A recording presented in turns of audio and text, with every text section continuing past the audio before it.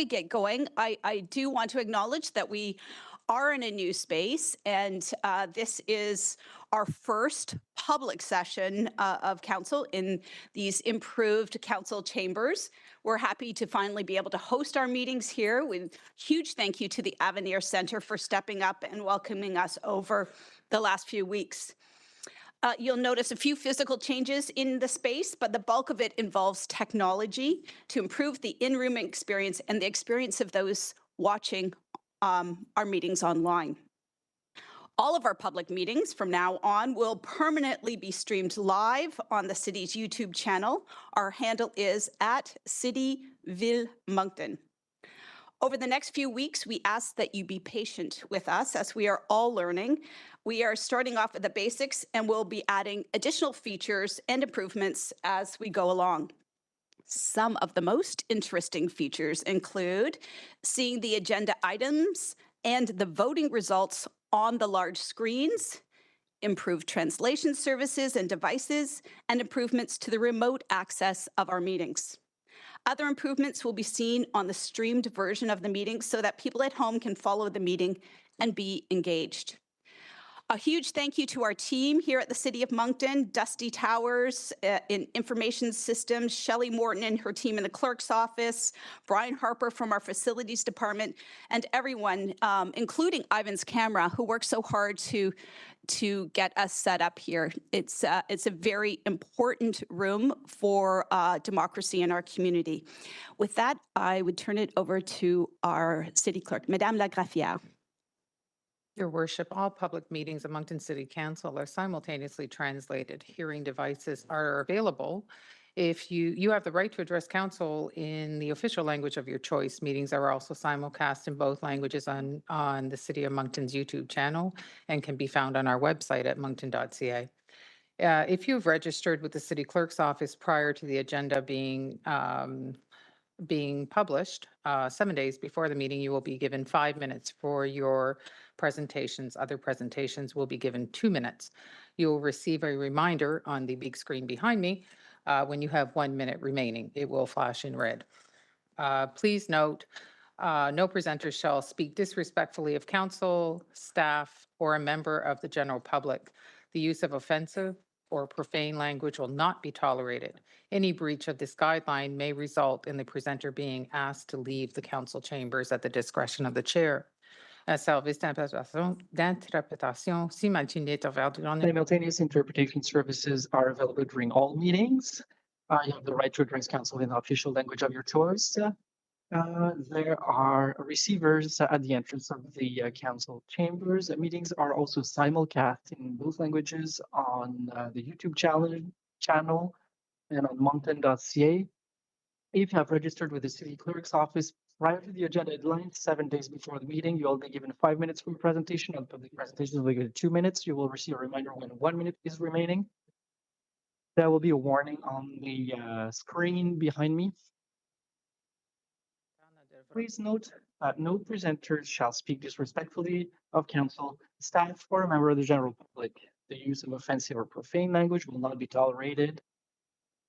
Any breach of this guideline will result in the presenter being asked to leave council chambers at the discretion of the chair. Yeah. Thank you, Madam Clerk. Space. And we have a very special opportunity today to hear from Donna Augustine, Thunderbird Turtle Woman, who will offer a blessing and a smudge for this space. Dawn is really important to our community. She led and educated us in June of 2021 during a very challenging time. She also is, I learned today, very involved in our Riverfront Master Plan. So thank you very much for being here today. Walalin, and I'll turn it over to you. Thank you. Walalin, just going to put this down just a little bit. Aho, Nigactugo Sisi Mikjijebi Deluisi. I just told you my Mi'kmaq language. My spirit name is Thunderbird Turtle Woman. And so I've accepted this tobacco. I never smoked cigarettes in my life, but tobacco is very symbolic. And once it's offered, It's actually that tobacco represents the connection from this world to the spirit world. And it's protocol. And so I'm very thankful to be asked to do this. Now, I've got a new, I left my matches, so I had to borrow a lighter, and I hope I can make this work. I think you might have to give me a hand. I think you have to press it a little bit harder, right? I'm going to light a smudge. There. And thank you for being so accommodating and for me to light the smudge. When we light a smudge, it represents that it purifies our spirit and it prepares us for something. So now in this new building, we're going to offer this to the Creator, Kisok, the spirits of the four directions, Uchabanuk, Apkadesnuk, Etkasnuk, Oatnuk, and the earth that we call our mother, because Mother Earth sustains us. And I will smudge.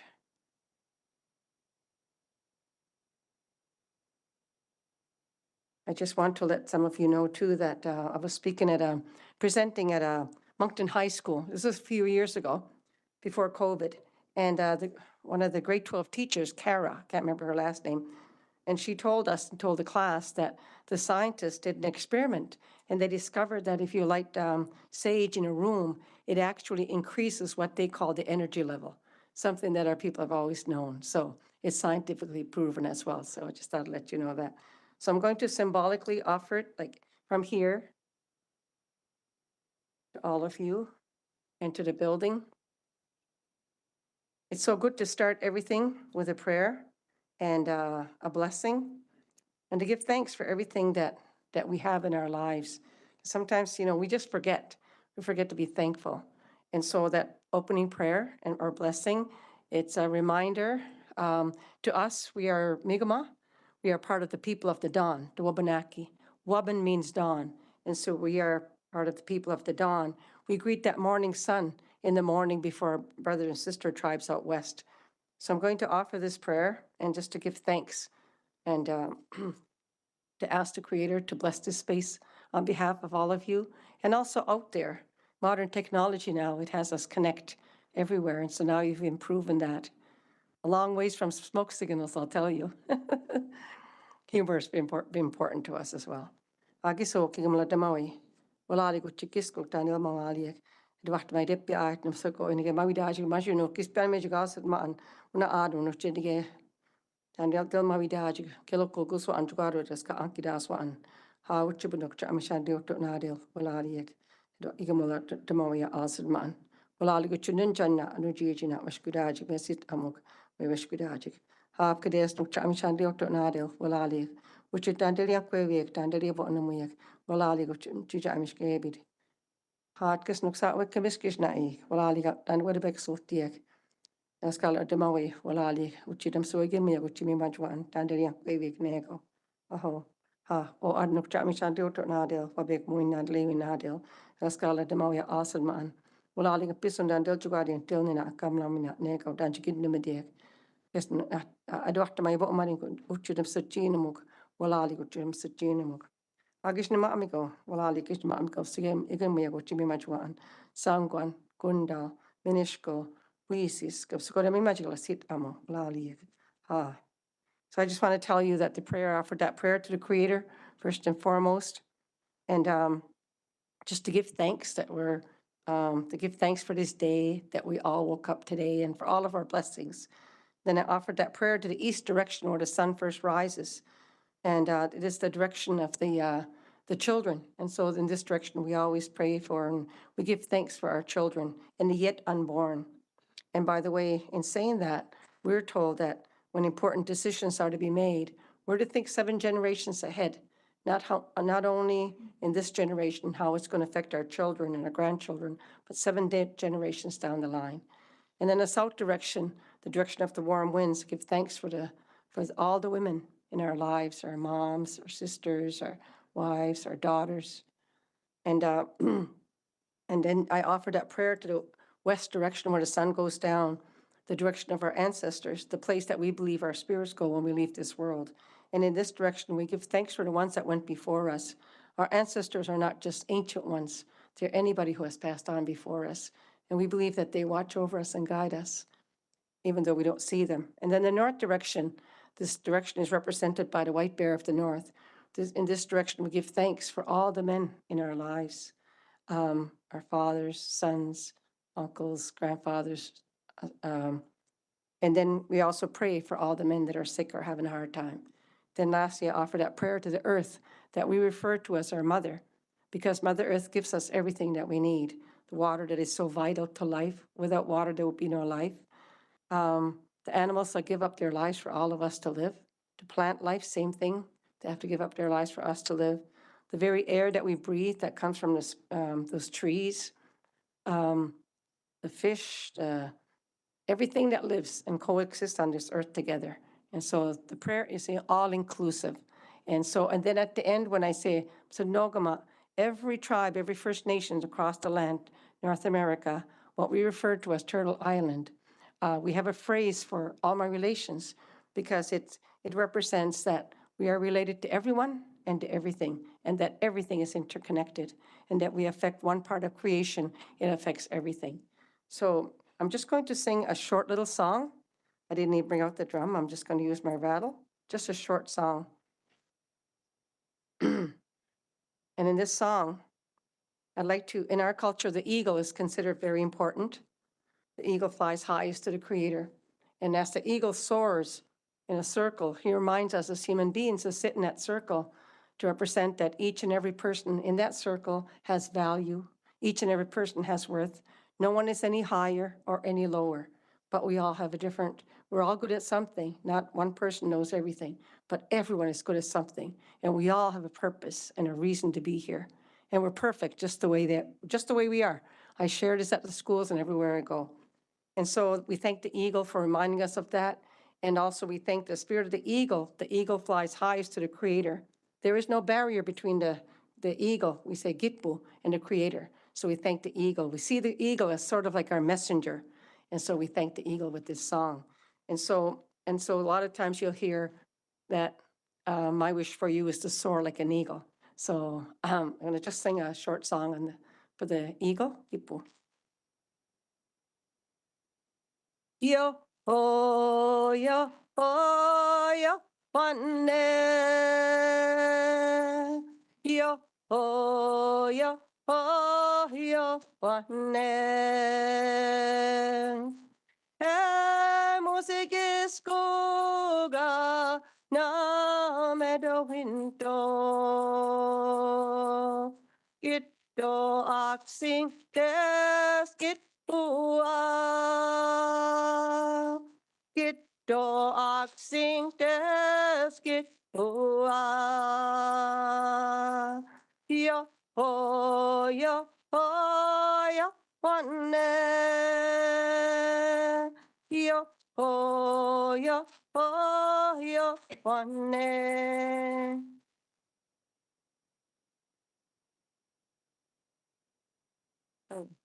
And by the way, this is my ceremonial rattle. I thank you very much. I feel very honored and blessed, and on behalf of my people.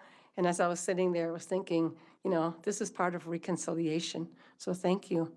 And in our language, you say, Walalin to all of you. Thank you. Merci beaucoup. Have a great meeting, everyone, and a great day. Thank you, Willalan.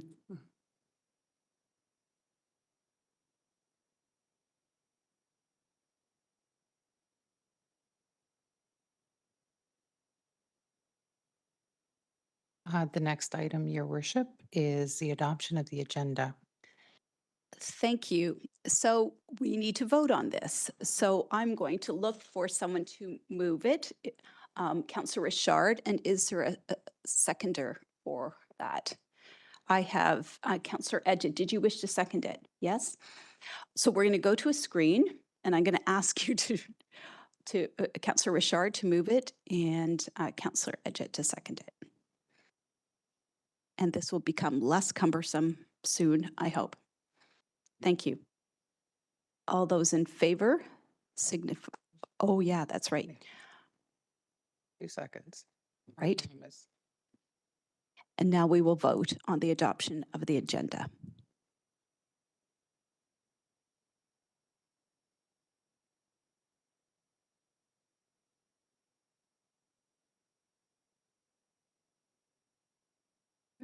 And it passes unanimously. Thank you. Next, our conflict of interest et déclaration des conflits d'intérêts. I do not see any. Thank you. Next will be our public presentations, and the first one this evening is presentations from Crossroads from Women's Highlights and Milestones, and Renee Charon, the new executive director, is here to give us an update. Welcome, Renee. You. Okay. My name is Renée Charon. I'm the Executive Director of Crossroads for Women. I want to thank the Council today for allowing me a few minutes on the agenda to provide some insight on the wonderful things the organization has accomplished over the last few years. First off, did you know that Crossroads' very first building was donated by the City of Moncton? One of our founders did a presentation to City Council in 1980, much like I'm doing right now. And the very next day, she got a call where they offered her a building that the city owned that was due for demolition. There's always been a strong connection between the City of Moncton and Crossroads for Women. In 1988, we acquired the building that you see on the screen here. It had 17 beds and still stands today on Highfield Street. Today, and as of 2016, we moved to our current building, which has 41 beds. Overnight, we tripled our capacity, which seems to be an ongoing trend. I'm sure you're all very aware of some of the stats and facts about gender-based violence and homelessness, so I don't want to spend too much time on this. However, I do believe it's important to still go through them because these represent much more than statistics. They're real people and real lives.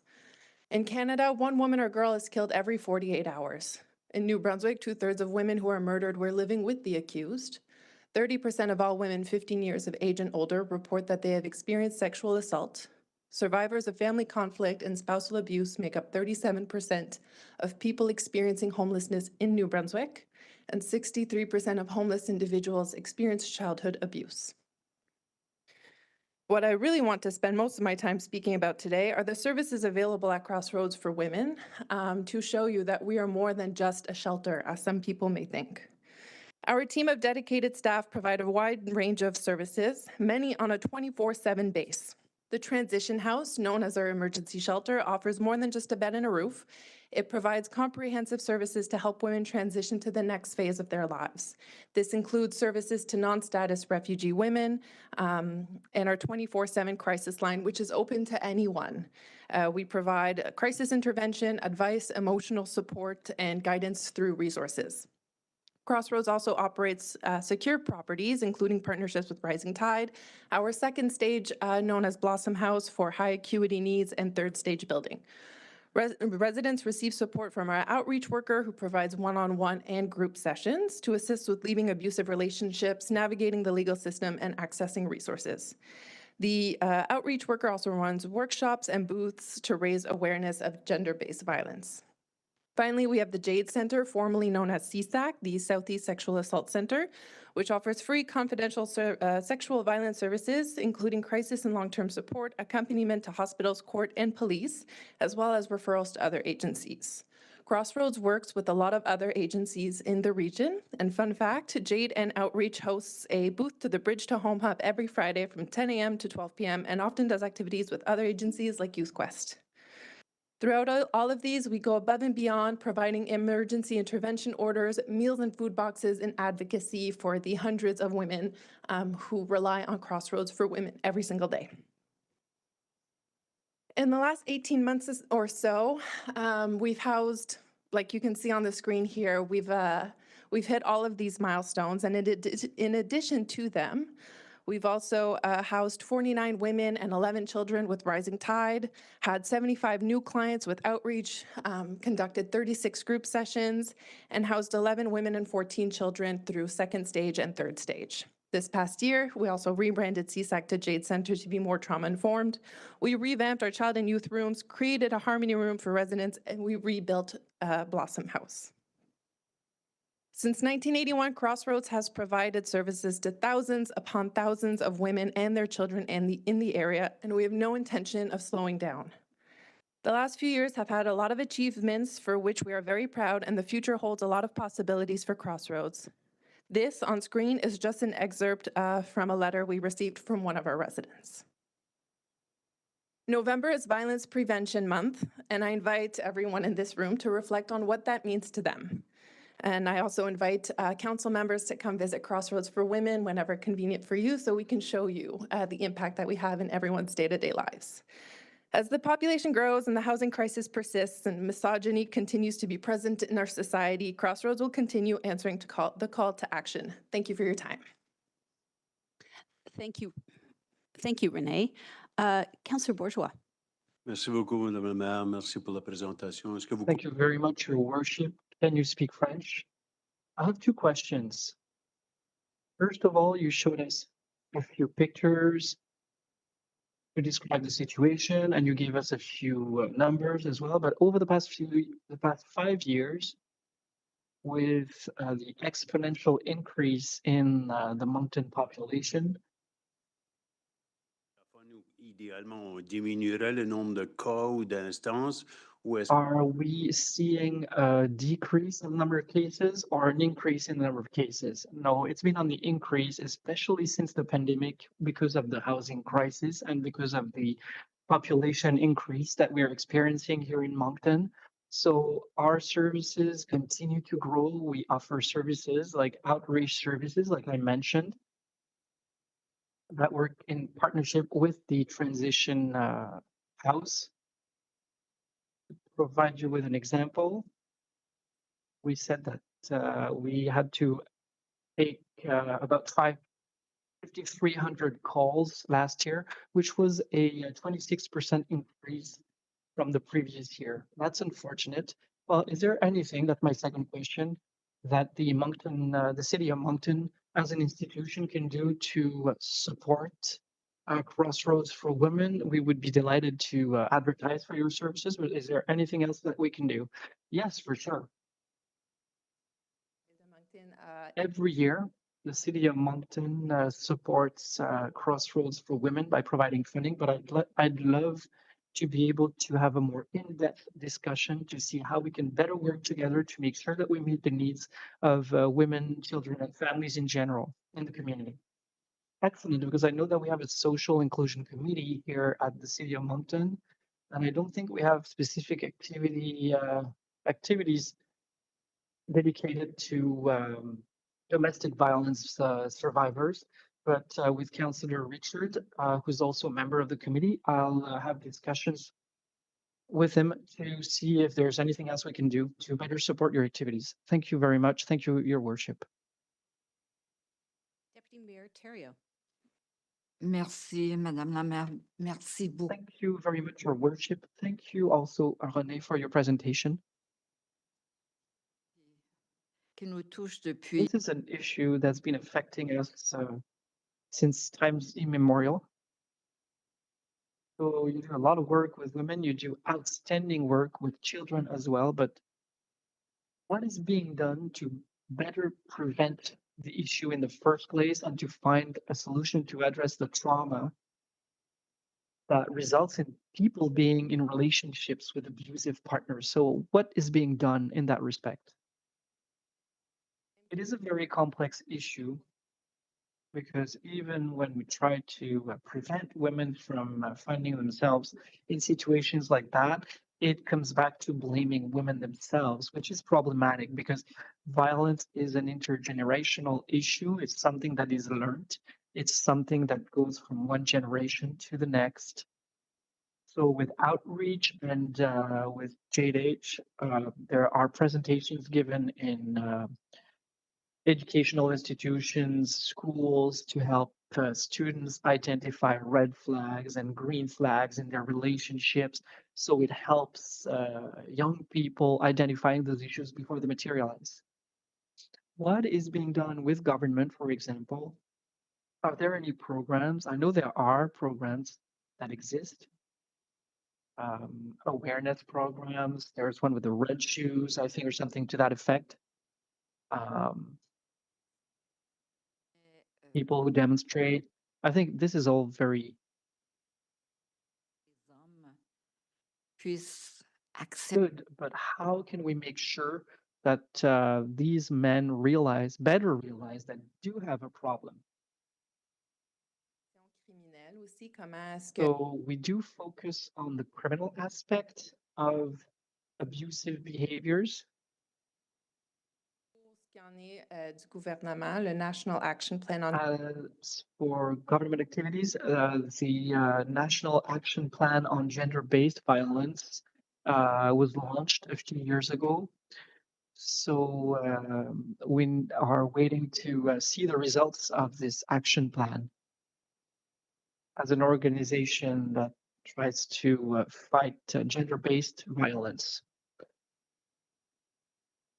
Ils sont entourés par des gens So there are people who are in positions of power. They are surrounded by other people who are aware of their violent tendencies, but yet they don't speak out against these people. So what is being done to raise the public awareness in that respect?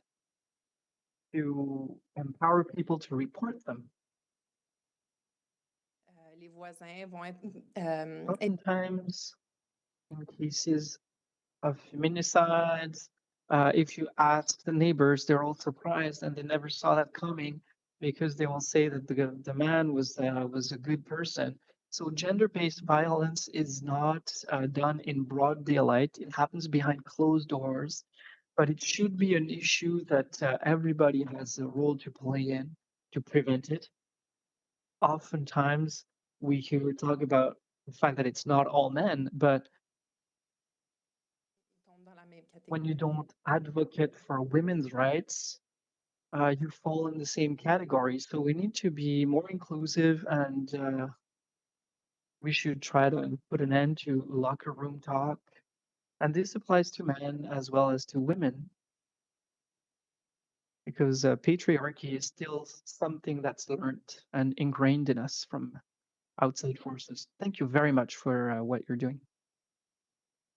Presentation, when I seen that photo of Highfield Street, it brought back a lot of memories when I was a police officer. I've gone there many times, and it was just such a relief. I can say is that you would be into a place where there was a lot of violence going on. And one of the things that we sometimes forget is that the children are so much affected by this.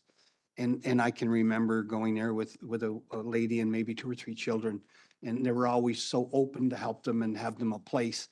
I must say though, from when I became a police officer in '79 till I retired in 2013, I believe that the justice system has improved, and maybe you could speak on this, but I find it has improved a lot since the '80s and the '90s. Like they're well trained now in domestic violence, or we have like the KGB statements now that that compels people to have to come and speak.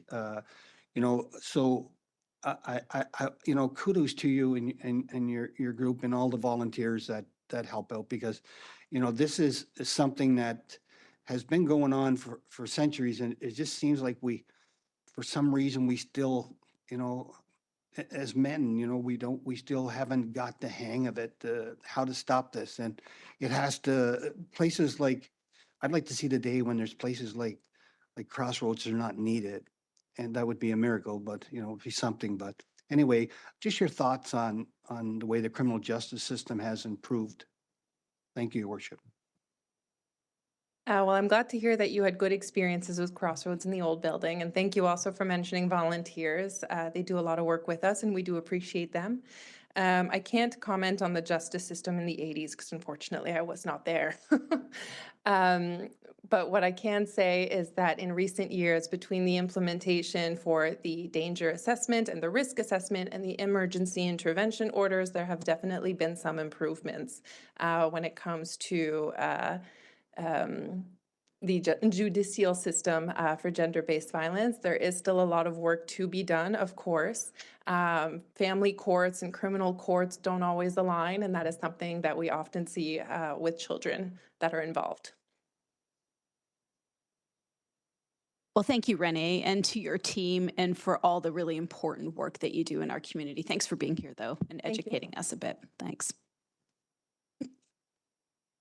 Our next item, Your Worship, is under Planning Matters, les questions d'urbanisme. And the first up today, c'est une addiction de l'arrêté concernant la redevance d'aménagement. And I believe that Josh Davies is here to do this presentation. Good evening, Your Worship and Council. Before you is a proposed bylaw amendment to the development charge bylaw. And the purpose of the bylaw tonight is purely for indexing. As council will recall, we were in a pretty good rotation the last few years in terms of bringing forward new development charges, and at the same time, we would index them. This year, we're currently working hard on the Vision Lands development charges and exploring other areas, but tonight we're looking only at the indexing of the bylaw. So as per the principles framework and the development charge bylaw, development charges may be indexed annually to account for increase in construction costs. Indexing is based on building construction price index for Moncton. So we're very fortunate to have our own series for non-residential construction that we're able to base this DC value off of. And unlike previous years, the index rate has gone down quite a bit. I believe in 2022 and 2023, it was above 10%. For the last year, in between the quarters that we measure, we're looking at an increase in 2024 of 5.1%. So to provide a bit of a visual to council and the audience, we have a number of development charges. The areas that you see in red are existing charges that were in place prior to the development charge bylaw. But if you look to the area and zoomed in on the right-hand side, you'll see the 7 development charge areas that are currently in place. So if approved, we would be looking at an increase of 5.1%, again, to that StatsCan data for all of these DC areas. So the recommendation before you is the Moncton City Council proceed with proposed amending bylaw Z 1519.4 by giving first reading of the bylaw, requesting the views of the Planning Advisory Committee, and setting a public hearing for December 16th, 2024 to consider objections. And the PAC meeting will be taking place at the end of this month, November 27th. So that would conclude my presentation. I'd be happy to take any questions. Terrific. Thank you, Josh. By a show, could someone like to move that? Thank you, Councillor Butler. Is there a seconder for that? Thank you, Councillor Richard. I would now ask that you move it on the screen.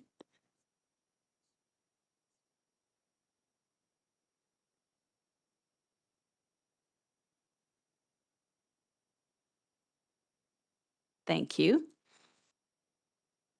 Terrific. I see some questions. Councillor Bourgeois.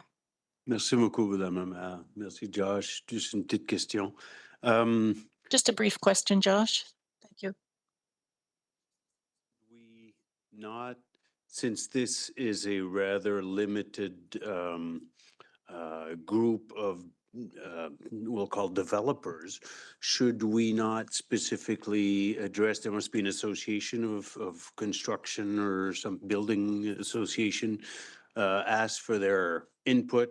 I know what probably their position is going to be, but maybe on the other hand, they think that 5.1% is a reasonable increase as well, in addition to consulting the greater public through public hearings that we have.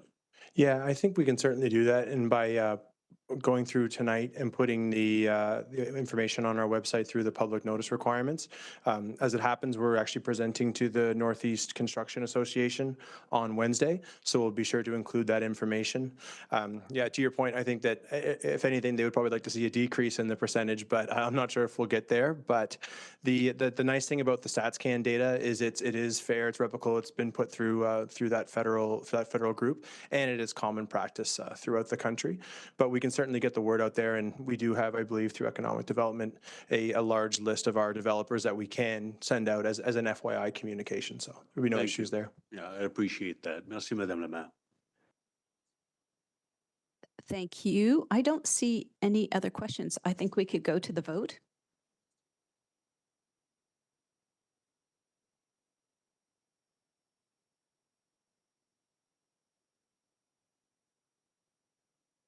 I see that everyone has voted and the motion passes unanimously. Thank you.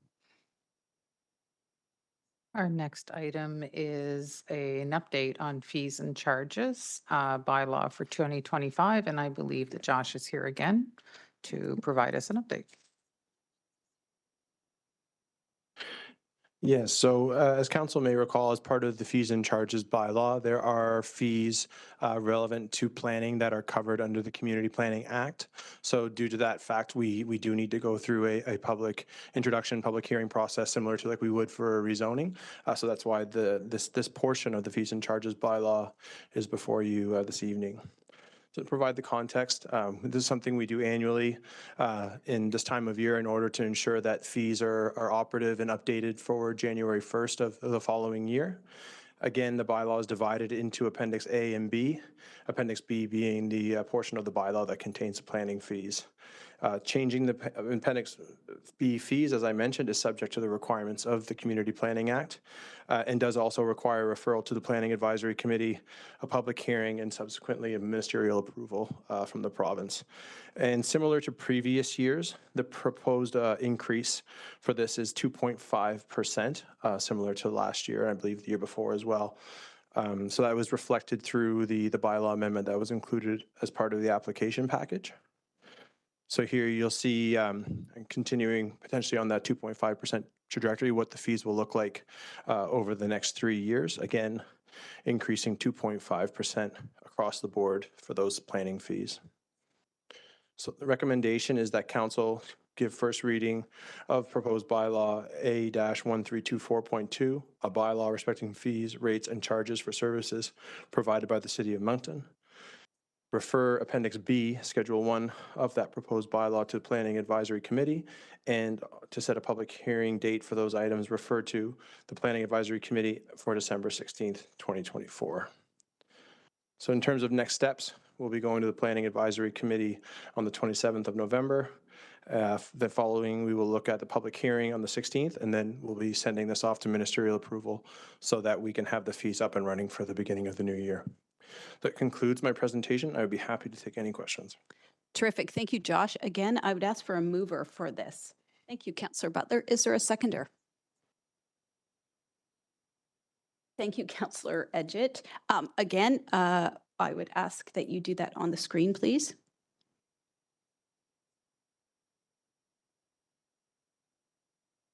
Uh-oh. So we have to redo that. So I'd ask only for the mover and seconder to.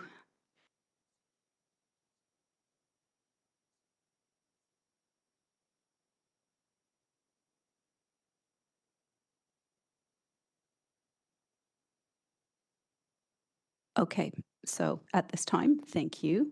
Moved by Councillor Butler, seconded by Councillor Edgett. Thank you. Questions? Councillor Bourgeois. Merci, Madame la Maire. Thank you, Josh, for this presentation.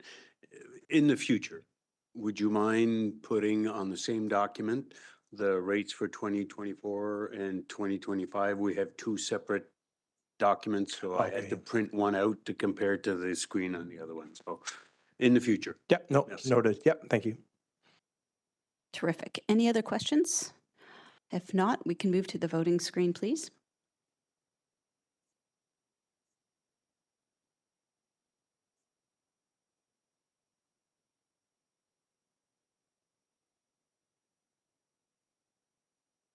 Councillor LeBlanc, we're just waiting on you.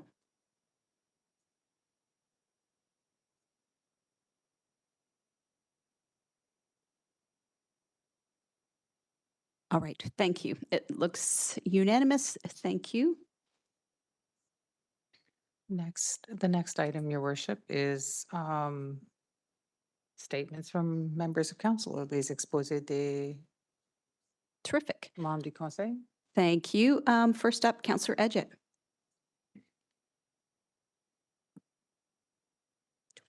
You're good. I'm good. Okay.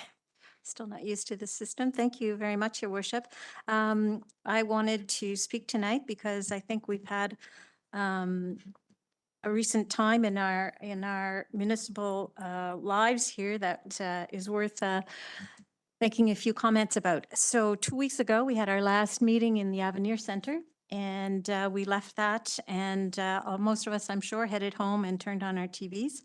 And to the surprise of probably many of us, certainly for me, I witnessed the first, the success of Susan Holt and her campaign to become Premier of our province. And what a wonderful day that was.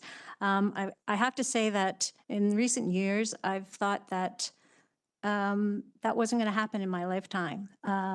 We saw our first woman mayor in the city of Moncton in 2016. Mayor Dawn Arnold was my inspiration for putting my name into politics, and I was honored to be elected and part of this memorable council. And but I have to say, in the last few years, it's been hard because we're not seeing on a regular basis women taking the leadership roles that we would like to see women take.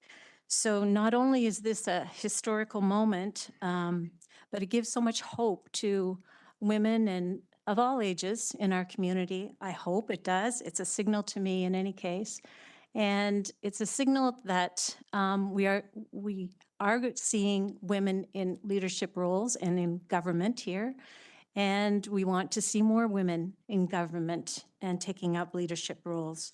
It's so important that we set that example for all the young women out there and for our communities that support these motions. So I would like to take this moment to remind everyone that we're going to be in municipal elections in another year and a half. Seriously, another year and a half in May 2026. And with these recent happenings, which is giving us more and more hope, I do hope that there will be more women of all ages who will give the consideration in the months to come, because it takes time, as Susan Holt showed us, it takes time to plan and execute a successful campaign.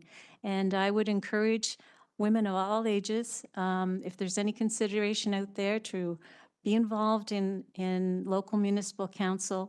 Please reach out to your councillors. I mean, we do want to see more and more women on council. I guess if you asked us, we would be looking to hopefully one day have 50% representation on the council board.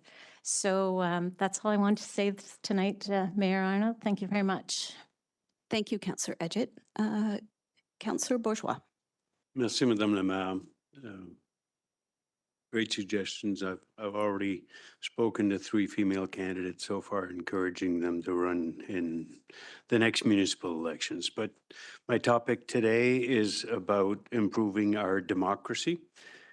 2.5 years ago, in April of 2022, Council was before a motion on half a dozen or so improvements or potential improvements to our democratic system. One example would be to survey the citizens to find out why 33% vote, and try to find out from the other ones why they don't vote in order to do something about it. For instance, if we change from 4 wards to 8 wards and having 1 member per ward rather than 2, would that be an improvement? Would that increase the voter turnout? If we had equitable wards where the same number of electors, give or take a few percentages, would be represented around this table, an ad hoc committee to be appointed 1 year in advance of May 2026, so in May 2025, to encourage citizens to vote and to present their names for election.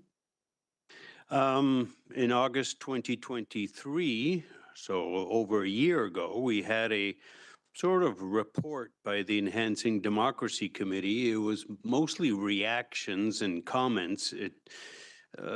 Conditions upon which they may or may not intervene. And then staff brought it up again in January of this year, 2024, so about 10 months ago, with comments and some suggestions, but haven't heard anything since. And time is running out if we, for instance, want to change the ward system, if we want to appoint an ad hoc committee a year before the election, we've only got 6 months left. So I don't know who to ask. I've heard from Councillor Steves, who sits on behalf of council on the Enhancing Democracy Committee, that committee hasn't met in over a year. My mind is blown that we have a committee that doesn't meet. So is the solution to replace the members of the committee? Is it to bypass the committee and, for instance, appoint or convene the former members of council who would be interested in reacting to some of these ideas and try to find other ideas to encourage people to run, to encourage people to vote? So I don't know who. Is it Councillor Edgett as the senior representative of council on the committee?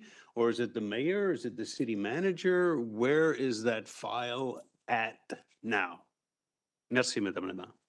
Thank you. I'd ask our CAO to address that. Thank you, Your Worship, and Conseiller Bourgeois. I suggest that administration will get an update on the status of not only the reports but the committee and bring it forward to an upcoming meeting of council to give enough time to make the decisions required for May of 2025. But if the committee hasn't met in a year, who are you going to consult? Well, the intent right now would be to get an update from an administration, because I assume that the committee's been supported by administration, and convene with the members of the committee and bring forward some suggestions and recommendations to council. Could that be brought in before Christmas? That would be my intent, yes. Perfect. Merci beaucoup. Merci, Madame la Maire. Thank you. I don't see anyone else. I think we can move on. Thank you. Would hope I did that. Your Worship, the next item is recommendations from committees and private sessions. And the first one up is a recommendation from the private meeting of October 28th, 2024. And at this meeting, it was Moncton City Council at its private meeting of October 28th, 2024 reports that the agenda for the private meeting of October 28th, October 15th, it should not be October 28th, it should be October 15th, was adopted and recommends the following: that Moncton City Council set the price of $1,200,000 for land disposition consisting of those portions of PID 70460,662, 70261599, and 697847, and a portion of Stop Up and Close Foundry Street, the total area of which is to be confirmed by final plan of survey or subdivision plan, subject to approval adjustments, and that Moncton City Council direct that 10% of the proceeds of the land sale be added to the Affordable Housing Reserve Fund in accordance with the disposition and acquisition of municipal land policy, and that Moncton City Council further direct that any remaining net proceeds of the land sale be allocated to capital reserve to deliver on projects as part of the Riverfront Master Plan. The background on this, that the City of Moncton received a proposal from J.N. Lafford Realty, Inc., seeking to acquire land for assembly of the above noted PIDs to develop what is known as the Gateway Towers in Moncton. At the public meeting of June 17th, City Council designated the city land surplus for economic development and directed administration to proceed with the disposition process as prescribed in 4.1.3 of the disposition and acquisition of municipal land policy. Council also waived the requirements for public advertisement in accordance with the policy. The developer is proposing to commence groundwork in late 2024 with foundations to begin in 2025. The zoning matters related to this project were approved by City Council at the October 7th public hearing. Thank you. Could we move to the page? And I see that Councillor Edgett, do you wish to move this recommendation? Is there a seconder for it? Thank you, Councillor Butler. I'd ask that you touch the screen.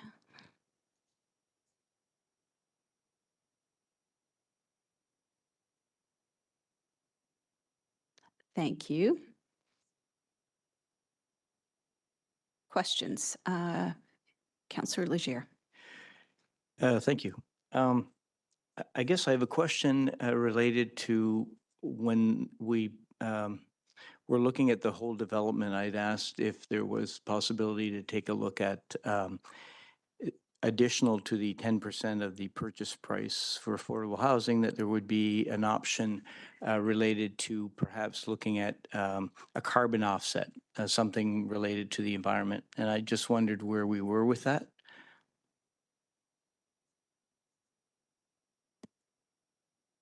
Yes, thank you, Councillor Lejean. We don't have a current policy on such an item, but it is something that we are going to discuss internally for the future. Just not ready in time for this current transaction, but it's something we can look at in the future. So I guess in light of that, I'd like to propose an amendment, and the amendment would be that 10%, an additional 10% of the purchase revenue be allocated towards a carbon offset option, such as the purchase of either a similar or greater parcel of land. I am in agreement with the remainder of the funds going towards the riverfront development, but I do believe that we're able to do that now, and hopefully the policy will come forward with respect to this happening at all times. But I think that we've certainly heard from residents and citizens who, as we know, object to the sale of the land predominantly because of the green space, and I think this would be a good move forward. So that would be the amendment, that an additional 10% of the purchase revenue be allocated towards a carbon offset option, as I indicated. So move. Sorry, are you saying an additional 10% or 10% for affordable housing, 10% as an offset, and then the remainder to, okay, thank you. Yep. So that, so we have a mover and a seconder, which I've already forgotten who that was. I believe it was. Could it be a friendly amendment? Do you agree to that? Exactly how would that work? Well, Because the price is 1.2 right now. well, I think it would, the suggestion is that it doesn't change the amount of money. It's just how the money is divvied up, correct? But if we don't have a policy on it right now, how would we actually determine how that would be spent or calculate? I don't know. Elaine. Yes, thank you, Councillor Edgett. That's why I think we need a bit more time, because there's a variety of programs out there for offsets, and so I wouldn't want to commit to anything without additional information. So is this a direction, excuse me, sorry. Go ahead. No, go ahead. Is this a direction that other municipalities have gone in and that we're looking into right now, or? Specifically related to the sale of land, I don't know at this time. I would have to do a little bit of background research on that. Right. So when we're talking about a carbon amount of money for carbon offset, we really don't have a standard, or like, how would that work? Not at this time. It's common for example, when you host events and festivities that, emit GHG emissions, then you purchase carbon offsets to offset those GHGs. But for items like this, I'd have to do a little bit of research on it. I think it's probably a direction that we will be going into, because we're all required to, I guess, report on that as we do our activities and build and that sort of thing. But I can't, I wouldn't be changing the motion myself at this time for that, just because it'd be too difficult to actually calculate that for without the policy in place. Terrific. Then is there a seconder for the amendment? Seconded by Councillor Terrio. On the amendment, then we will need to vote on the amendment. Can I speak to it?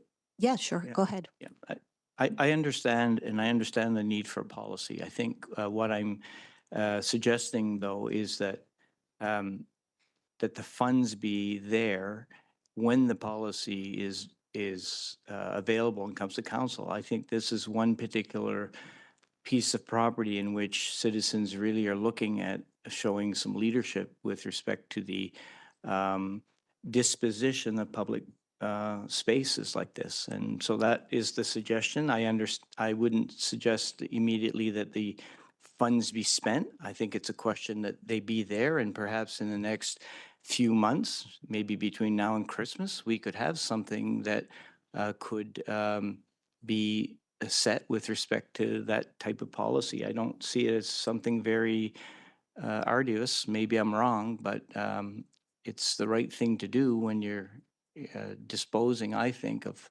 properties like this that are sensitive for municipalities. So I do think there's a way of doing it, but just to earmark the funds so that we have them, so that if the council is in agreement with respect to what we heard from citizens who wanted us to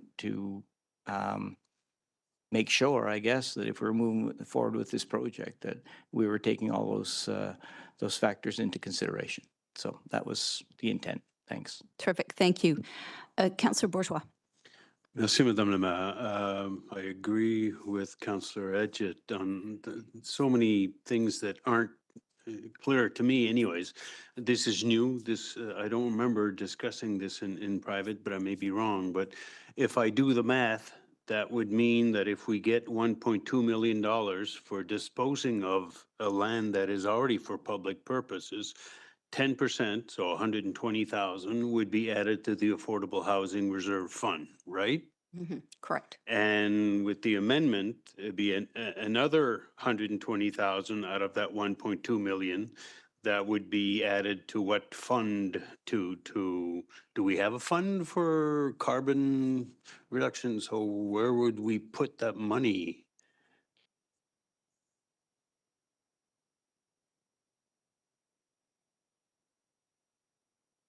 Thank you, Your Worship, members of council.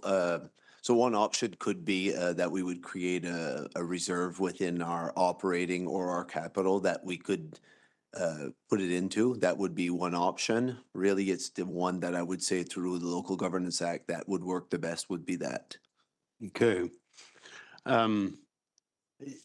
I've been here since 2008 minus 2016-21. I do not recall a single time when we sold public land. This is why I opposed it last time, but council went the other way. Have we ever done this before? And what happened to that money before? Thank you, Your Worship, to Conseiller Bourgeois. So in the past, most land sales that we do here, before we implemented the policy to put aside for affordable housing, that money would go into our account for land for public funds, which we would use to purchase future lands in the future when available. Or equipment for parks or anything else that's for land for public purposes. More land than equipment, right? But it would be True. trails, it could be things like that, yes. But some of the LFPP serves for equipment as well, like park equipment or... No, it would be more for the purchase of land or land requirements, not necessarily the equipment. The equipment would come through other budgets. Okay, so all of the fund for the past, let's say 10 years, every once in a while, we get money in lieu of 10% of the land. We take land. Every single one of those dollars that we collect that is put into the LFPP is only used to purchase land? So I think there's two different things. So one is land for public purposes. So when we get it from a subdivision agreement or so on, where there's a donation of funds rather than land, we put that towards future public lands. There's also in certain instances where we will sell land and we have those funds. Those ones would be set aside in a similar account to land for public purposes, but we use that to purchase land. If we need land for a park, if we need land for a city facility, or some of the sort, it's rare that we would use the city facility, but I mean, that would be an example. So when we sell land, we save those funds for future purchases of land. Okay. And that brings me to my final question, that we are considering a park in the Visions line. We're trying to expand not just the minimum number of distance from brooks or water course that we need to protect that are automatically protected, but to get a bigger piece of land throughout Vision's land to protect as much as we can, which would offset a lot of the carbon emissions, the more land that we don't develop, right? So I think we need to think all of this through and not just, and I understand where Councillor Leger is coming from, but maybe instead of putting 10% of that 1.2 million aside for a non-existent carbon footprint fund, that if we keep it in the land for public purpose right now, we could offset more carbon footprint by buying more of the Vision's land. But that's my personal opinion. It's very confusing to discuss something that doesn't seem to fit anywhere in the puzzle right now. Although the intention, I understand, and I think it's a good intention. So I won't be supporting the amendment because I think we have to think this through. Merci, Madame la Maire. Thank you. Councillor Leger, one last time. Well, I just wanted to say that the remainder of the proceeds of the sale of this will go towards the riverfront master plan. It won't be part of the normal fund as specified in this. So that was why I felt that it was important to at least earmark the funds for an upcoming policy. And so that's if it was just going into the general reserve for lands for public purposes, then that would have been different. But this is earmarked for the riverfront master plan. And since we're talking about this particular property, which is on the riverfront, felt that it was more important to make sure that we identified that. And that's the difference in what I was thinking. So thank you. Oh, right. All those so we will need to vote on the amendment first. We don't know how to do that. Okay. Where it's an amendment, it has not been placed into the Confro Meet system. So I will project what I caught your amendment being behind here. And you can tell me if it's right or if it's wrong.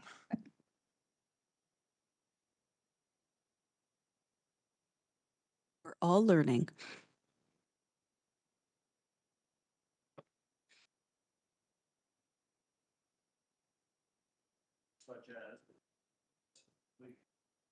Okay, you need to turn on your microphone.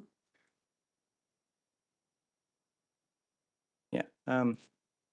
Perhaps it could be allocated to carbon offset once the policy is developed, something along that line, and that it be put into reserve, a reserve account. So maybe allocated to the carbon offset to be placed in a reserve account until such time as a policy is developed, something along that line. So it just makes sure that it stays there. And then if there is no policy, then the funds could be reallocated to lands for public purpose, just the general thing. General account.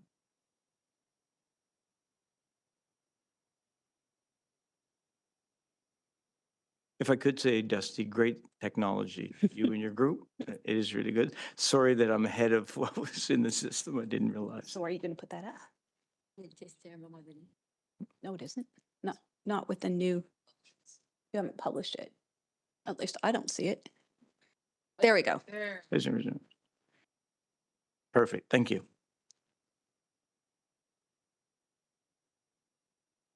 So on this amendment, okay, we need to vote on this amendment. How will we do that? Okay, All those in favor signify by saying aye. Could the ayes please raise their hands? 3, the motion is defeated. On the actual motion that we have, it should come up on the screen now. All those in favor signify by pressing yay and oppose nay.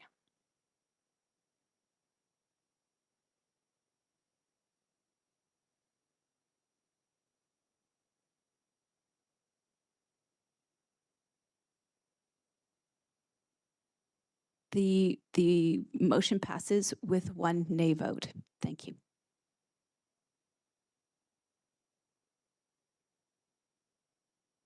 Next item. Yes, that's me. Sorry. The next item is recommendations from Committee of the Whole of October 28th. There are 4 recommendations coming out of this. The first one is Moncton City Council approve the proposed bylaw enforcement policy and that the policy be brought forward to the next public council session for ratification, which is today. Terrific. Is there someone who could move that? Thank you, Councillor. You want to make the motion? Sorry, right now we are on the very first one.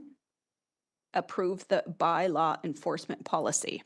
So I need a mover and a seconder for, okay, I need the screen to come up for yay and nay. Okay, so moved by Councillor Butler, and I need one person, just one person, which is Councillor Richard. Could you please second it? Terrific, thank you. So on this one, we will go back now, and Councillor Butler, I wanted to give you an opportunity. Did you wish to speak to this? No, not this one. Oh, okay, great, thank you. Councillor Bourgeois. Merci, Madame la Maire. Thank you, Your Worship.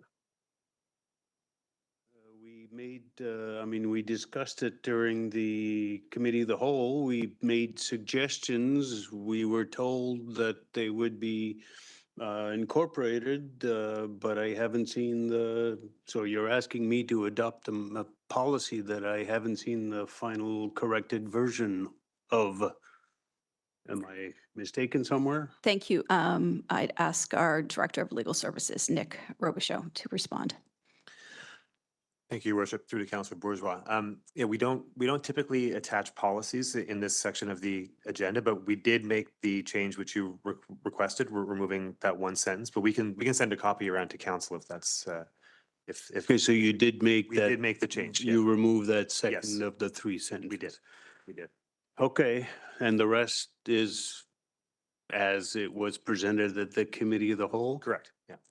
I will, okay, so I'll vote, but I would suggest that maybe we could receive via email a copy of the revised policies. If we don't submit them for public consumption here, at least we would get a chance to read them over the weekend, so.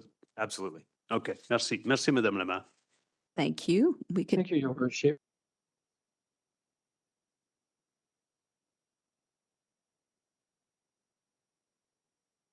So don't touch anything yet. Oh, no.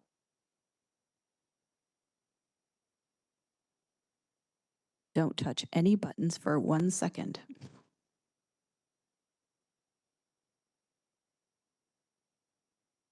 All right. Please register your vote.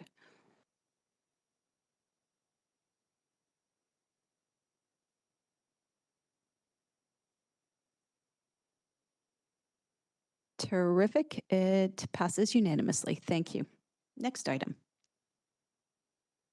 The next item is recommendation. There are 6 recommendations coming forth. I believe that Councillor Butler, you have requests to divide. Just, yeah, go ahead, Councillor Butler. So I thank you, Your Worship. I move to divide item number 9.2 recommended from the Councillor or the Committee of the Whole, October 28th, 2024. Item number 2, the Street Bank update. And my motion would be, do we have to vote? I think what you want to do, I don't want to put words in your mouth, but I think you just want to take the recommendation number 4 out. I do. Yeah. Yeah, that's exactly what I want. Yeah. So you'd like to move to do that, to take recommendation 4 off the table? Do you want to postpone that one? Postpone it. You would like to postpone recommendation number 4. So that, how do we vote on this? Okay, first we are going to vote on to divide what he just asked, which Okay. would be that that the recommendation from the Committee of the Whole of October 28th, 2024 regarding item 5.4 street name bank update be divided to consider recommendation number 4 separately. Okay, So, sorry. no, that's okay. All right. So it's moved by Counselor Butler. Is there a seconder for this? Counselor Steves, can you guys push those buttons? Thank you. So this is a motion to divide, and we will now need to vote on the motion to divide. Are there questions before we move to the motion to divide? There are. Yes, Counselor Bourgeois, is that what your question pertains to? I'm motion to not sure divide? about the procedure of it, but Me neither. if that's one way, the other way would be to approve all 6 minus recommendation 4, and then we can deal with it separately, but it's 6 of one, half it's dozen half of a the other. dozen of one and 6 of the other, so if that's, I'm fine with either way. Okay. And Counselor Legier. Yeah, thanks. So I wasn't able to attend the committee of the whole, but there's been, and I understand, and I'm okay with Councillor Butler's motion, but there's also been pushback, or at least some concern about Harper Street and so on. So can I just get some clarification? I mean, I saw the emails, there's concern about Glendalia Crescent, and then there's concern about Harper. So what is the process to? I think that the explanation on Harper, did you get the email from Bill? It was Yeah, but fairly we clear. did give it, yeah, I know, but we still have citizens who are asking. And so whether Well, can we move to that discussion afterwards? Right now, we are just dealing with the motion to divide. If we could, is this on the motion to divide, Councillor Richard? Go ahead. Mount, could that be reread, please? That the recommendation from the Committee of the Whole of October 28, 2024 regarding item 5.4 street name bank update be divided to consider recommendation number 4 separately. Which means we will take all of the rest of them, but we will take that one out. We'll vote on 1, 2, 3, 5, and 6 as a whole. Okay, because I had heard the word postpone That's going to be Just for once we get there. Okay. Yeah. So just on the motion to divide, all those in favor, press yay. Those opposed, nay.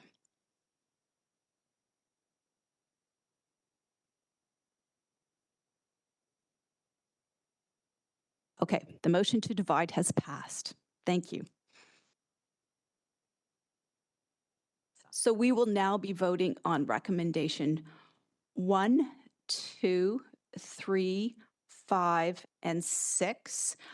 A motion, I would like someone to move a motion to pass that. Thank you. Councillor Bourgeois wishes to move it. Just don't press any buttons yet. And do I have a seconder for that? Thank you, Councillor Butler. Okay. Okay. What do we do now? Do you have a question before, or can we vote on? You're just moving it.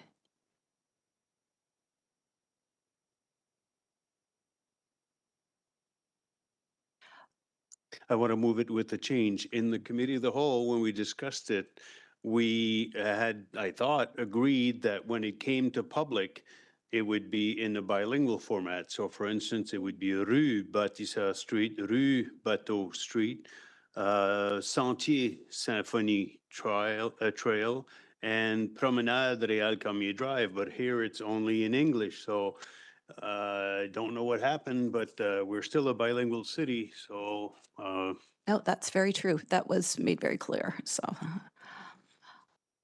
I'll move as long as we Okay. add the French. Yeah. All right. Whatever. Perfect. So I'm just going to need you to move, press the button, and we've got a seconder there. Councillor Butler, can you do that? Thank you.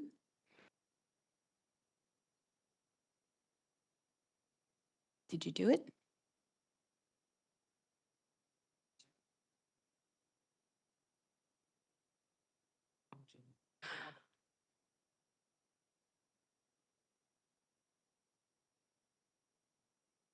Okay. Councillor Bourgeois and then Councillor Butler. Moved and seconded. Thank you. All right. We now can have a discussion on this. And Councillor Bourgeois, did you wish to speak to this? No. No. Okay, as long as, any other questions? Councillor Legier. Okay, so I just want to come back to Harper.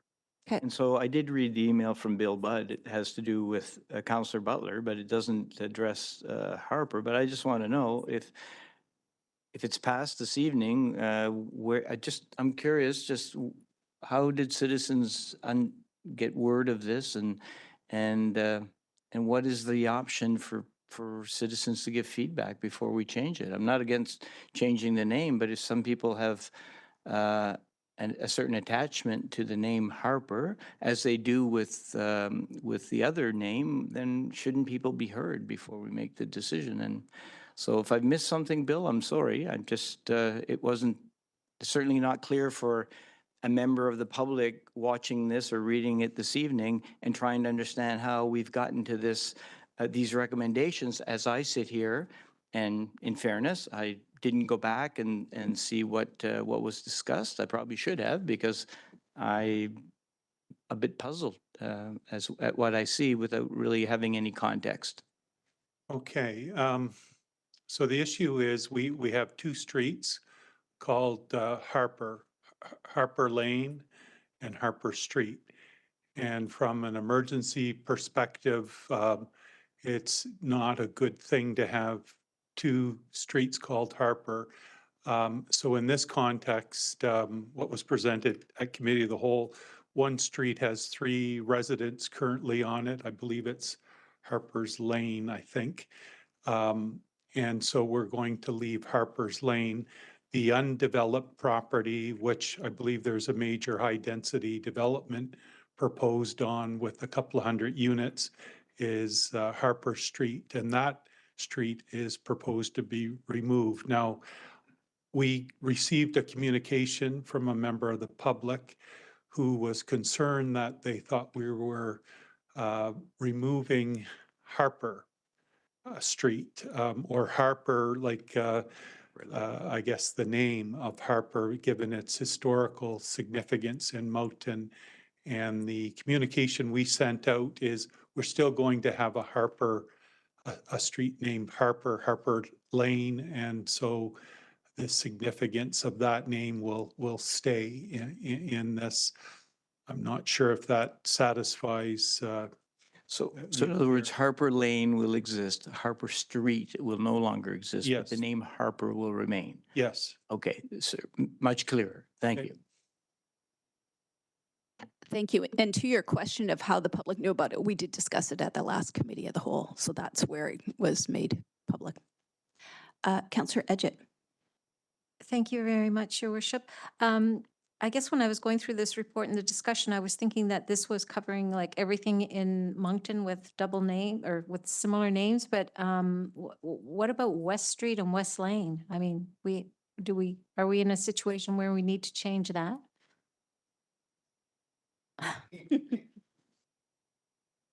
Or is that down the road maybe? Okay, those are larger streets for sure. Oh, can you go to the microphone? Do you mind? I'm not aware that that is an issue right now. Okay, But these names that have come forward have been. issues. So it's based on what issues through 911 and that sort of thing? Yes. Okay, I understand. Thank you. Thank you. Councillor Butler. Thank you, Your Worship. With all this amendments and moving and changing names, one of the things that we forgot to mention tonight was that we've changed the name of one service street to a street named Rael Cormier, which passed away a few years back, but he was very special to the city of Moncton. An Acadian young boy that's grew up here and played baseball, made it to the major leagues, played on a couple of different teams. So, it's nice for every young boy and girl to, when they go to that street, now they see the name, and maybe if they weren't old enough to remember Rael, that they'll Google him and they'll see how much he's brought to to the city of Moncton, but also to the Acadian, Canadian population. I got a call from one of the French newspapers, and I guess it's a new reporter. He asked me why would I change the name to want to change the name to Rail Cormier. So it's maybe well known that if you Google anybody that doesn't know him, you'll be proud to see why we named that name after him. Anyway, thank you, Your Worship. Terrific. Thank you. I think we can move to voting. And again, this will be on recommendation 1, 2, 3, 5, and 6.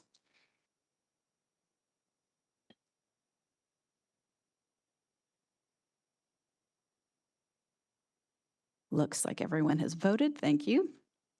And it passes unanimously. Thank you. So now on recommendation number 4, Councillor Butler. What do you wish to do with that? Can you turn on your microphone? Like green light 1, 2, 3 around here now. Yeah, so I thought that we had already said that we were going to have it, that it would be divided, and then just for the purpose of this, that we'd have it postponed till further on till maybe a December meeting. Okay, so you wish to make a motion to postpone? Yes. Thank you. Is there a seconder for that? I think that's Councillor Steves. Do we need to go to the special page?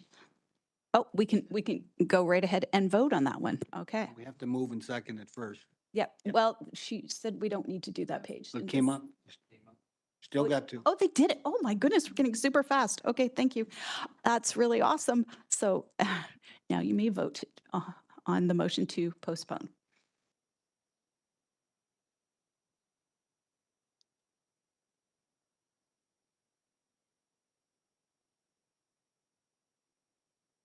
I think we got a light on.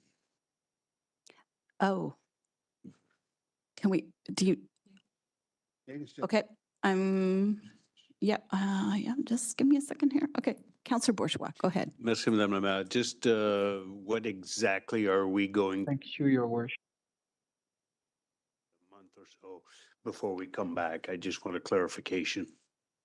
I think what they're going to do is to see that there was some history towards one of the street names, and I think we all got an email on that over the weekend, and I spoke to the gentleman. So I think that we'll do a little bit more investigation before we go forward with that, or maybe that they don't need to be changed at all. So I was kind of leaving it up to staff to come back with something for us. Okay, so staff will go and consult the people on that street to see Whatever consulting they usually do, they'll do, I guess. Yeah, exactly. Okay, merci, merci, Madame la Maire. Thank you very much, Your Worship.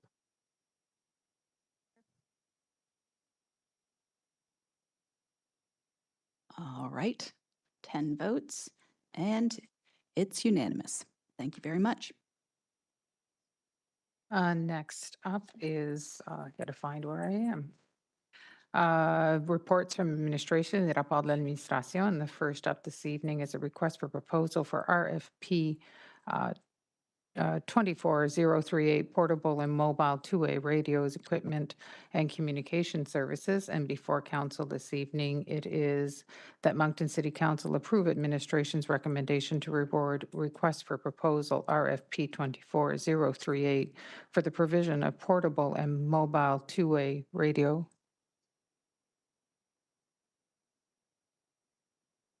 Sorry, yes. Oh, you know what? Oh, no, You're we right. didn't. Thank Yeah, you. there's So still sorry. 2 other items from the committee of the whole. Sorry about that. Good catch. Thank you so much. Yeah, let's go back to that. Oh, it's been a day. All right. Okay, now. Glad somebody's paying attention. It will get easier, I promise.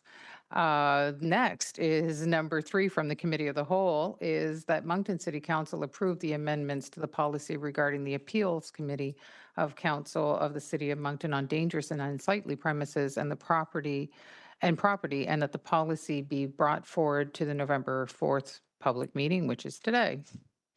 Terrific. Could I see who might like to move this? Thank you, Councillor Legier. Is there a seconder for this? Councillor Bourgeois, could I ask you to press those? Thank you very much. Councillor Bourgeois, do you have a question? It's a request, and I've said it before, when we have decisions from the private meeting, there's a paragraph, that background of what the issue is. But again, for people watching, for people attending, there's no context here. So we are amending a policy regarding property and unsightly premises that may affect a lot of citizens out there, but they don't know what this policy is, and we don't bring the policy forward to include. I know we've discussed it at the committee of the whole, but not everybody watches the committee of the whole. It's not, the media doesn't report. So there should be a paragraph to explain a little bit why we are modifying the policy and how. I'll repeat my suggestion. Merci. Thank you. It's always a fine balance because we have had a public meeting on it, and the policy is on our website, but it's a good point. Maybe just a few sentences, high level, what is being impacted here. So thank you. I think we can move to voting. So all those in favor, press yay. Contrary minded, nay.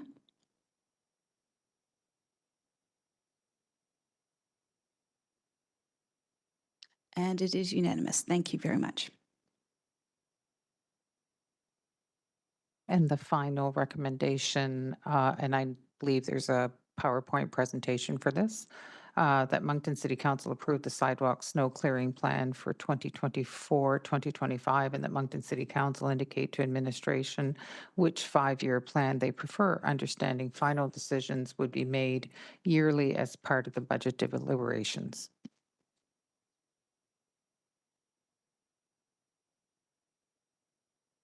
Alexandre. Thank you very much. We just wanted to go quickly over the highlights of some of the changes. If we can go to the next slide. Oh, I do that now. Okay, thank you. So this coming winter season, 24-25, we will be adding approximately 16 kilometers of sidewalks that will be serviced in the winter. We've shown some maps, and they'll be posted shortly on our website as well for the residents to be able to consult. Something else we had committed to doing is ensuring that sidewalks that are adjacent to any transit bus stops are serviced, and we've reviewed that over the past few weeks, and we believe that we'll add just below a kilometer of additional sidewalks being cleared this coming winter. And in the future, if and when council may approve some more resources to be applied toward the winter sidewalk snow removal plan, the idea would be to again focus on completing the buffer, the remaining walking buffer from the K-8 school. That would be the 0.5 kilometer. I've added a quick slide next on this, but just wanted to remind everybody that our maps of sidewalk winter service are available on our website at moncton.ca/snow. And here just what we discussed over the past year, the new approach we're going to target, which is completing closer to the schools, the walking buffers than 0.5 kilometers, and as resource may become more available if we want to expand toward the 1 kilometer walking buffer and potentially further. So just wanted to show this map again. And the only recommendation really for council is that they approve the 2024-2025 sidewalk snow removal plan. And would be happy to take any question if there are any. Thank you.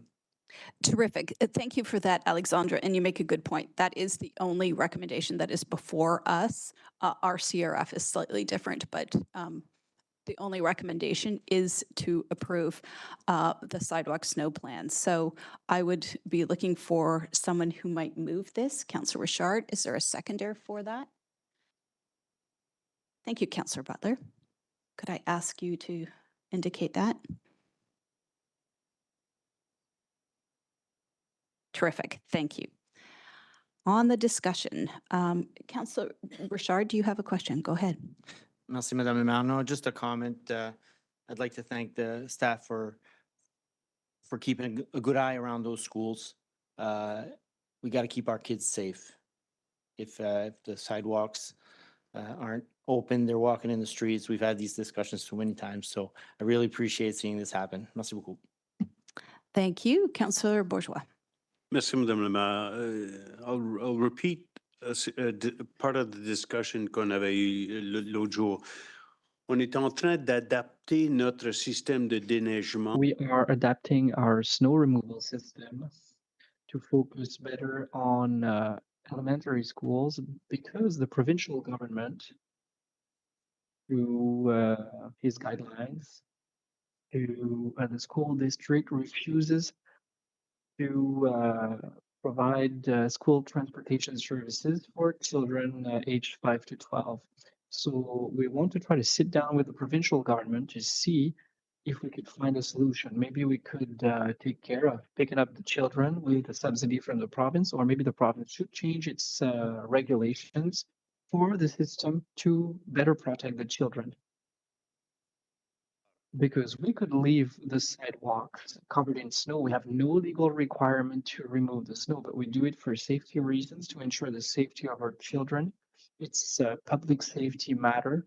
And those kids that are 5, 7, 8 are a vulnerable segment of our population. So could we sit down with the provincial government to find a solution to increase the safety of those young children without it costing an arm and a leg? Yes, I had noted your comment at the last meeting and something we will follow up on. So might be that be before the next snow clearing plan? Well, possibly, but we're certainly going to ask the question of the different districts in the next few weeks. Thank you. Thank you, Your Worship. Merci, Madame la Maire. Merci beaucoup pour. Thank you, Your Worship, and thank you for the report. We're talking about the numbers of people who are affected by snow clearing, and especially children. But what about the seniors, people who need to go out in winter, especially? What are the considerations for these people? Well, generally speaking, when we receive specific requests from specific citizens that do have personal limits. We have people who've contacted us in the past who might have a visual disability or people who have another disability. The team will go around there and make sure that the sidewalks are okay. And sometimes it's the condition of the sidewalk as well that are not level, for example. So we try and help these people as much as possible. Now, if it's in a section that doesn't meet the conditions approved by council currently, we'll have to reconsider that. But we've worked with specific cases in the past, and we would continue to invite residents who have specific needs to contact us. So at least we can be aware of their needs and present them to council or include them in a future policy, for example. Do you consult with the seniors networks? Well, I think the city has a committee, a seniors committee, and they invite us every year, myself or Dawn, they invite us to talk about the snow clearing plan. They ask questions. I think Marcia King is a member of the committee as well. And it's always a pleasure for us to create these opportunities to discuss. Yes, and it's important to know where these people live. What are the streets that need to be cleared to make life easier for them in the winter? Thank you, Alexandre. Other questions on the snow sidewalk clearing budget? Please indicate how you wish to vote.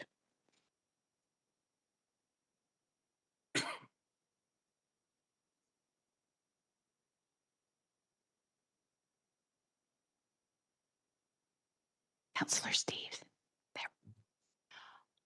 All right, it looks like everyone has voted and it is unanimous. Thank you very much. Now we may move on. Yes, now we're going to reports from administration, rapport de l'administration. And the first up is a request for proposal RFP 24038 portable and mobile two-way radio equipment and communication services. The motion before council today is that Moncton City Council approve administration's recommendation to award request for proposal RFP 24038 for the provision of portable and mobile two-way radios and communication services to Chandler Sales at a total estimated 5-year operating cost of $590,195.64, including HST at 15%, which with options to extend the agreement for up to 5 additional one-year periods if it is in the city's best interest to do so, and that the city purchase the in-building signal boosting equipment proposed by Chandler Sales for the Operations Center and Magnetic Hills Zoo for the total purchase price of $43,832.16, including HST at 15%, and that the contractual documents be prepared between the City of Moncton and Chandler Sale and affixed with the mayor and the city clerk's signature thereto. Thank you. Councillor Leger, I see you. Do you wish to move the recommendation? Thank you. Is there a seconder? Councillor Richard. Could you please signify there? Thank you. Terrific. Back to the discussion. And actually, I should give it to Councillor Leger because you did move it. Go ahead. Oh, thank you. Just a quick question. This is one of the few RFPs that have such a low score. And I'm just wondering, I just would like to be assured that what we're purchasing here and the agreement that we're going into will provide what Kodiak Transpo needs. And I don't know if there's a minimum. This is the first time I've seen in the 60s. Typically it's in the 70s and 80s, so don't know who could enlighten me on that, but I just want I believe some, Ryan Story is here. some Yeah. insurance, that's all. Thank you, Councilors. Here, I can't, Tanya could, or Jacques could speak on the process and the numbers, but from a functional perspective on what Kodiak has, they're actually going to retain a lot of the gear that they have. They're actually just going to add to it. So for a functionality wise, it will be the same, if not better for them, and it'll be a significant increase for the other areas that are going to be using it. Okay, it would be good at some point though, just to sort of understand, is there a cutoff? I mean, you know, this is the best of all of them, but it's still only in the 60 percentile. And is that good enough? So We have Tanya Carter on, so perhaps she could speak to that. Tanya, welcome. We can't hear you though.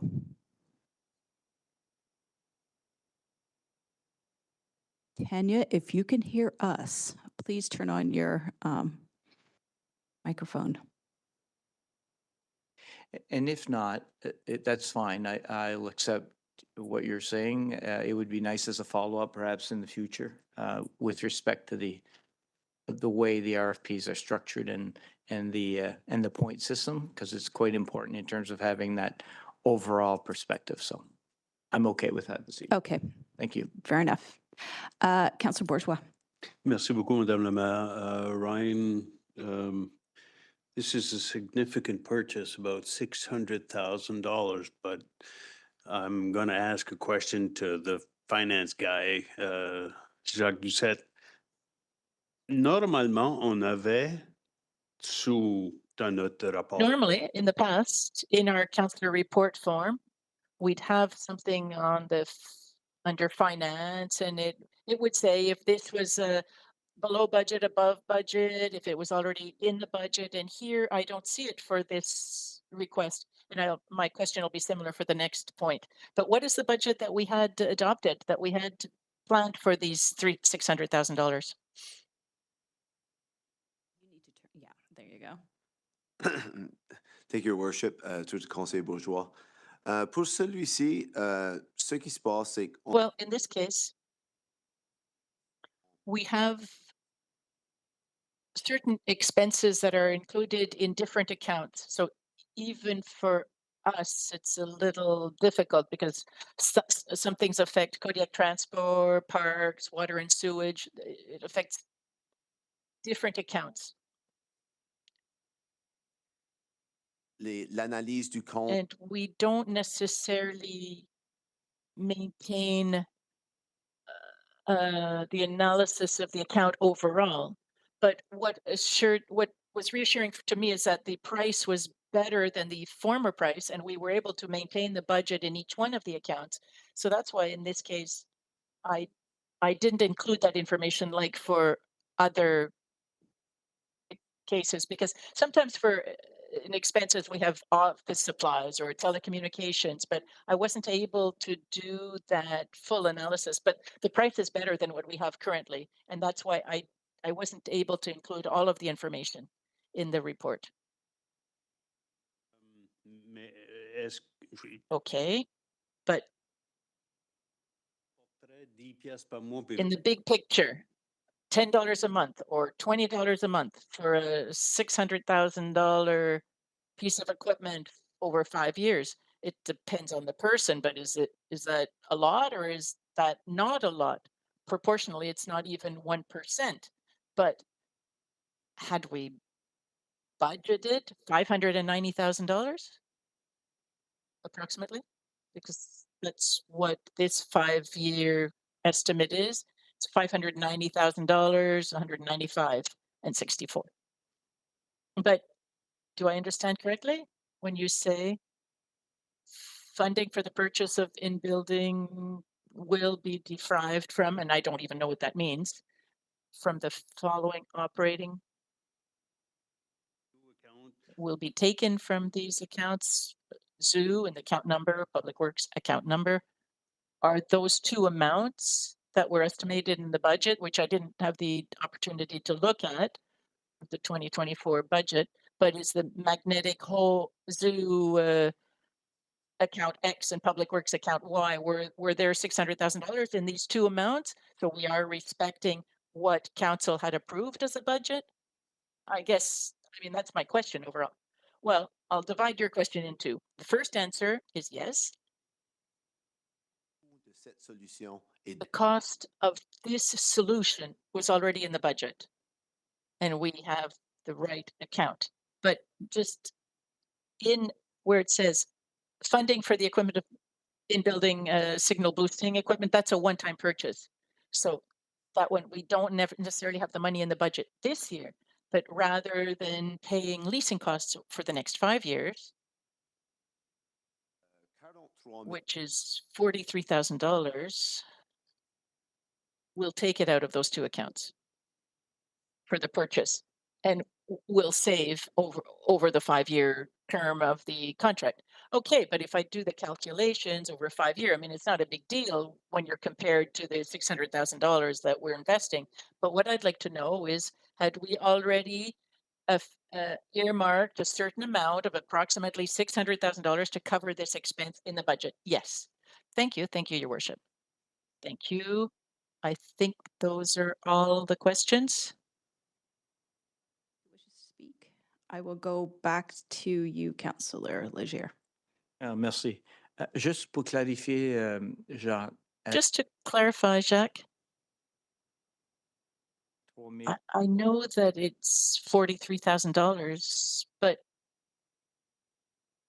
when the zoo and the Public Works are going to, what are they going to lose in order to create the space to purchase this?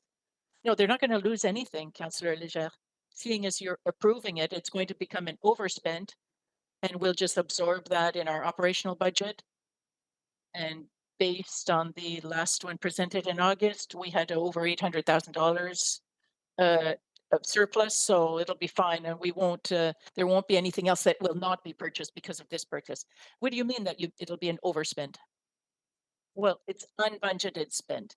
Okay, unbudgeted spending. Well, why couldn't it be the unbudgeted spending of Kodiak rather than the zoo or Kodiak?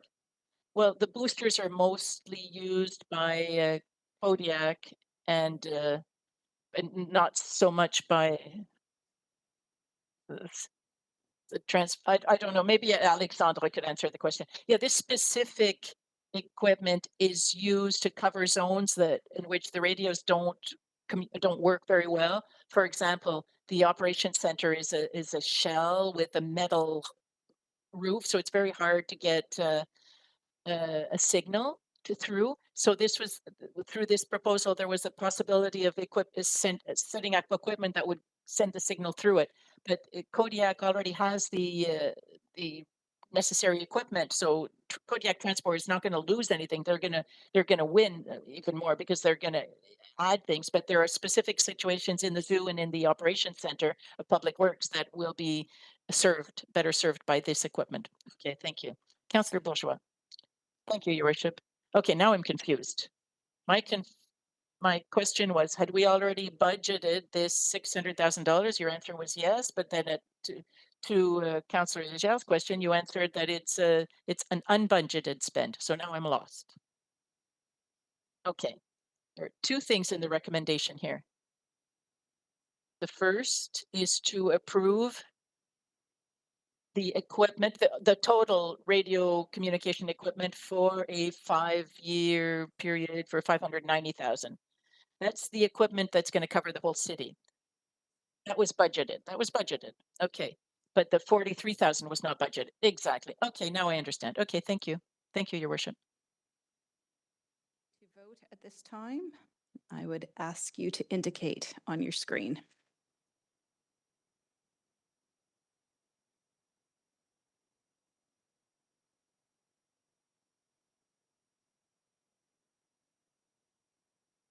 And it looks like it passes unanimously. Thank you.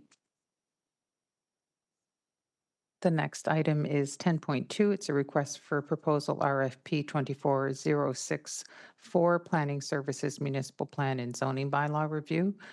The motion before council this evening is that Moncton City Council approve the administration's recommendation to award request for proposal RFP 24064, Planning Services Municipal Plan and Zoning Bylaw Review to the highest scoring proponent, meeting all terms and condition and specification, being WSP Canada Inc. in the amount of $680,547.58, including HST at 15%.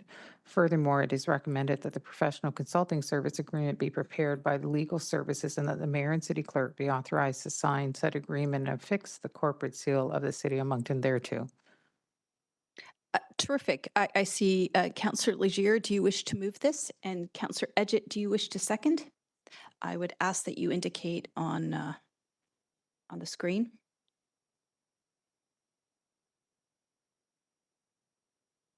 Terrific. Thank you very much. Questions? Councillor Edgett, did you have a question? Councillor Bourgeois. Merci beaucoup, Madame la Maire. Jacques, même sorte de question. Thank you, Your Worship. Jacques, similar question, except that in this case, it's not budget items, it's whole budgets, 2024, 2025. So I imagine that 200,000 will be next year if council approves, of course, but we're approving a part of 2025 budget right now, but the amount that comes from the reserve, so I imagine that that's money that was in surplus in 2023, 2022, 23. So my question is very specific. Did we budget for this item that's going to cost about $700,000? And if not, is it something that's just falling upon us all of a sudden and we're taking some money from the reserve or from the surplus? Or could you explain the financing of this? Yes, absolutely, Councillor Bourgeois. No, this was budgeted since 2022. We've been putting money aside during the year. It's work that we could have done in the municipal plan in 2022-23, but that we didn't do. So by the end of the year, we came back to council to ask to take this money because we knew that we would need it. And we asked to put it in the reserve in order to be able to take it out when we start the work.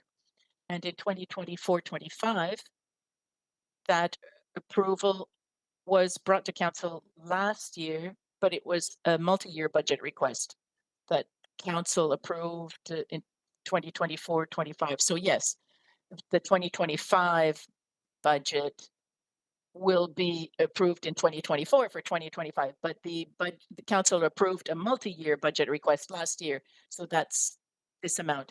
and then the Housing Accelerator Fund will cover the rest. So all of these items were identified under the municipal plan budget, and that's what will be used for this project. Okay, thank you. Thank you. But I am concerned. It's not your fault, Jacques. I'm not accusing anybody, but normally we should be able to find a link between what we put in here and our budget. If you say there is a budget item somewhere that was approved for this, I would have liked to know, but perhaps it's something we could know in the future. Thank you. Thank you, Your Worship. Questions, but on behalf of Councillor Edgett and Councillor Butler and we did have our first meeting of the Municipal Plan Review Committee, just getting to know each other. And I know there was great anticipation for finding out who was getting this contract. So I would ask you all to touch your screens now.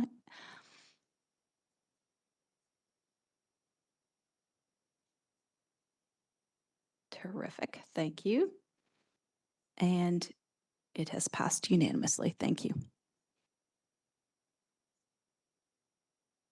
Next are reading of bylaws, lecture des arrêtés municipaux, and council has provided me permission to give both of these readings. First is 11.1 is a bylaw and amendment of the City of Moncton's development charge bylaw, being bylaw Z 1519.4 development charge. It's the first reading.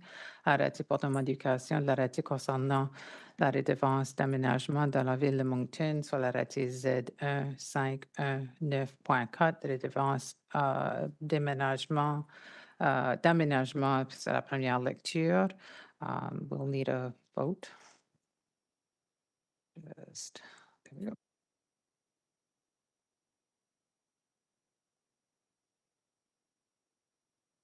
We don't need to vote because we actually already gave permission for this. Losing my mind. Okay. Second one is a bylaw and amendment of a bylaw, fees, rates, and charges for services provided by the City of Moncton, bylaw A 1324.2. It's a first reading.